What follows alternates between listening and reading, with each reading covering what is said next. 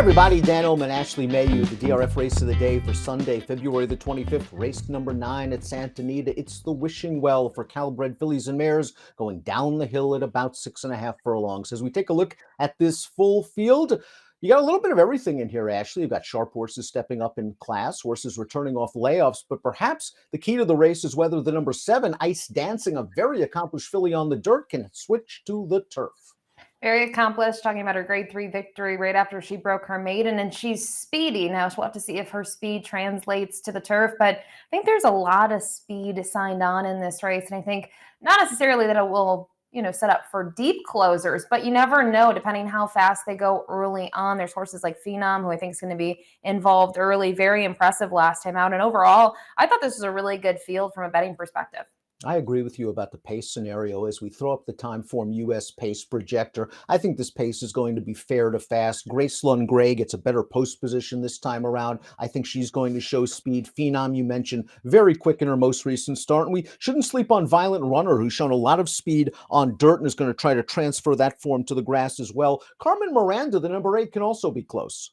Yeah, and I think this is kind of where the tactics may have to change for some of these runners, like Carmen Miranda. She's quick. I don't know how quick she is compared to the others, and I think Timeform may have this right, that she may just be off of the pace in here, just because looking at some of the fractions for Phenom, Gracelyn Gray, and as I mentioned, Ice Dancing, if that goes to the turf, man, this could be really, really fast, and then horses just kind of are chasing from there. Now, a filly that doesn't need the lead to win is the number 1 Lunar Impact, but they gave it to her and Frankie Dettori took it in this first level allowance against Open Company on January the 6th. She went to the front. She backed down the pace. Frankie had plenty left for the stretch drive. I thought this was a really nice run from her. She did in front and fashion, which for her, as you mentioned, she made the lead in here, but that's not her running style from what we had seen until this point. So she showed a little versatility. I thought she handles her own here. The margin that she had on the field really doesn't change throughout. And Frankie does land elsewhere here, which is maybe a little bit of a concern, but we'll see what she can do. Second off the freshing. I even think her race 2 back was respectable. Gracelyn Gray, the number 2, is getting a little class relief, dropping out of a couple of open graded stakes races. Here's her most recent try. This is the Las Ciénegas going down the hill, a grade 3 race. And she didn't find her usual spot on the lead where I think she's most comfortable. She's on the outside tracking, and she's going to keep trying all the way down to the wire. She's a very honest mare.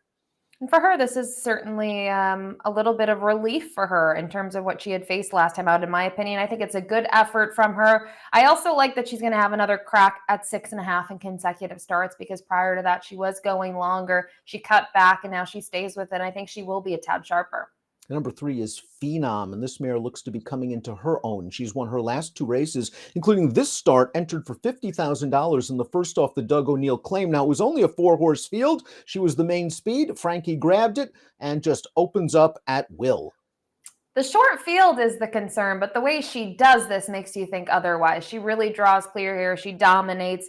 A nice Beyer speed figure. It was a step up from her previous number, which was an 87, was her career best. She's able to take a big step forward. So I like that effort. She clearly has speed, but if you go down the page, I don't know if she needs the lead, Dan. She did not need it 2 starts back. She sat just off the pace. So if Gracelyn Gray goes and she finds herself tracking in second, I think she'll be just fine. She should be right there when they hit the dirt patch and turn into the stretch. The 4 is Ag Bullet. I was very impressed with what I saw from this filly on the grass 2 and 3 starts back, especially that sprint race when she won her maiden, her second lifetime start. And then she went to Turfway. They tried the synthetic in the Bourbonnette Oaks. It was a disaster. And now a long layoff. What are we going to get off the bench? That's really the key, because I think this filly has some ability. I think you'll get a price for starters, just knowing that she's been on the shelf. She was not really impressive at all last time out, right? She split that field, but was well defeated. Faced nice horses, though. Botanical kind of went on a little bit of run there and took her show on the road. And I'm curious about her cutting back in distance.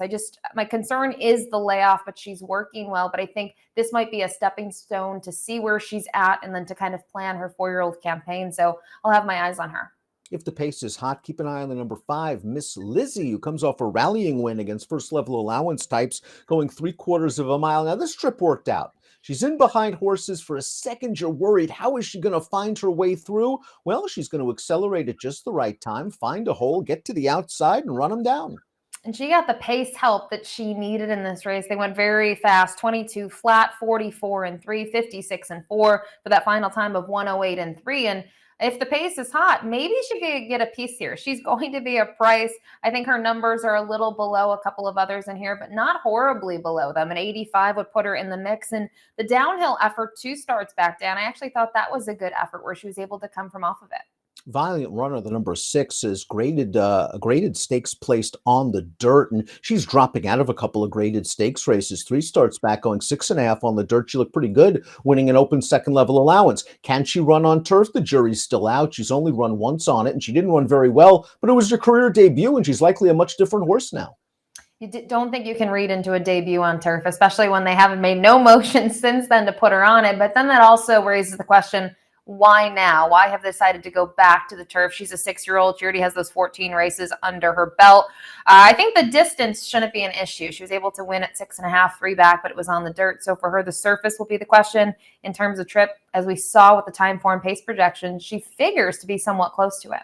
Ice Dancing is the number 7. She won the Santa Ynez last year and then unfortunately went on the shelf. I thought she ran well first time back. I know she was the beaten favorite that day, but it was off of a lengthy layoff. And I would give her the La Brea. I thought that day was a really speed-friendly track at Santa Anita, and she tried to rally from out of it. I don't necessarily love the frosteds on the turf, but there is grass on the bottom of this pedigree. The dam's a half-sister Goliad, who recently won a graded stakes sprinting in Santa Anita.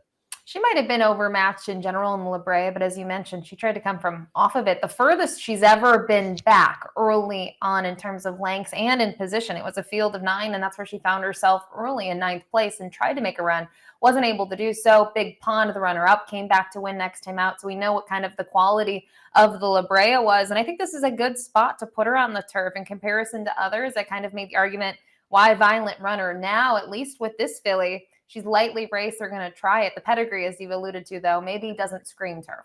Carmen Miranda, the number 8's a Calbre, taking on these restricted foes, winning last time out in very gutsy fashion. Second level allowance, going 3/4 of a mile. Carmen Miranda just sat outside. The pace wasn't very fast, so this is a sprint for home. She's going to take care of the horse on the lead, and she's going to hold off the closer. So she did a lot of good work in here.